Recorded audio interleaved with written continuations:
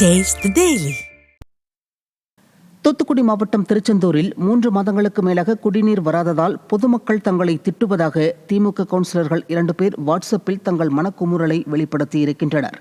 11வது ward councillor Raman மற்றும் 16வது ward திமுக councillor ஆனந்த ராமச்சந்திரன் ஆகியோர் நகராட்சி நிர்வாகத்திற்கு அனுப்பியுள்ள ஆடியோவில் தங்கள் வார்டு பகுதிகளில் 100 நாட்களாக குடிநீர் வரவில்லை என்றும் இது தொடர்பாக நகராட்சி நிர்வாகத்திடம் பலமுறை புகார் அளித்தும் எந்தவித நடவடிக்கையும் எடுக்காமல் அதிகாரிகள் அலட்சியம் காட்டி வருவதாகவும் தெரிவித்திருக்கின்றனர்.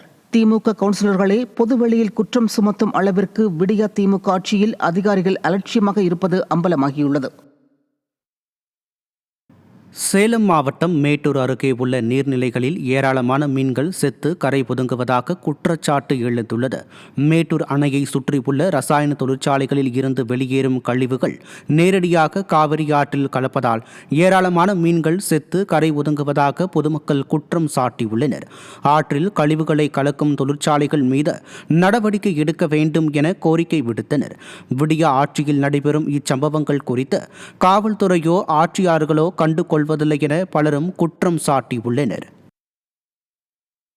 புதுக்கோட்டை மாவட்டம் அறந்தாங்கி அருகே விவசாய நிலத்தில் விடியா அரசு கட்டிடம் கட்ட முயல்வதாக போராட்டத்தில் ஈடுபட்ட பொதுமக்கள் கைது செய்யப்பட்டனர். கூத்தாடி வயல் பகுதியில் உள்ள 60 சென்ட் இடத்தை அப்பகுதி மக்கள் 3 தலைமுறைகளாக விவசாயத்திற்கு பயன்படுத்தி வந்துள்ளனர். இந்நிலையில் விடியா அரசு பத்திரப்பதிவு அலுவலகம் கட்டுவதற்காக அந்த இடத்தை கையகப்படுத்த முயல்வதாக கோரி பொதுமக்கள் சாலை மறியலில் ஈடுபட்டனர்.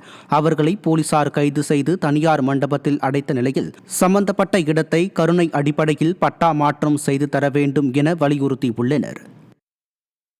திருவள்ளூர் மாவட்டம் திருத்தணி அருகே புகார் அளிக்க சென்ற 3 பெண்களை காவலர் தாக்கியது தொடர்பாக 6 வாரங்களுக்குள் விரிவான அறிக்கை தாக்கல் செய்ய மாவட்ட காவல் கண்காணிப்பாளருக்கு மாநில மனித உரிமை ஆணையம் உத்தரவிட்டுள்ளது. கனகமாச்சத்திரத்தில் பேக்கரி நடத்தி வரும் சிவாஜி என்பவர் மதுமிதா என்பவருக்கு செல்போனில் தகாத வார்த்தைகளால் குறுந்தகவல் அனுப்பியதாக சொல்லப்படுகிறது. இதனால் மதுமிதா தனது தோழிகள் செவ்வந்தி, தனம் ஆகியோருடன் புகார் அளிக்க கனகமாச்சத்திரம் காவல் நிலையம் சென்றபோது அவர்களை காவலர் ராமர் தாக்கியுள்ளார். விடியா ஸ்டாலின் மாடல் ஆட்சியில் காவல் நிலையத்திற்கு புகார் அளிக்க செல்பவர்கள் மீதே தாக்குதல் நடத்தும் அளவிற்கு தமிழகத்தில் மோசமான நிலை உள்ளதாக குற்றம் சாட்டப்படுகிறது.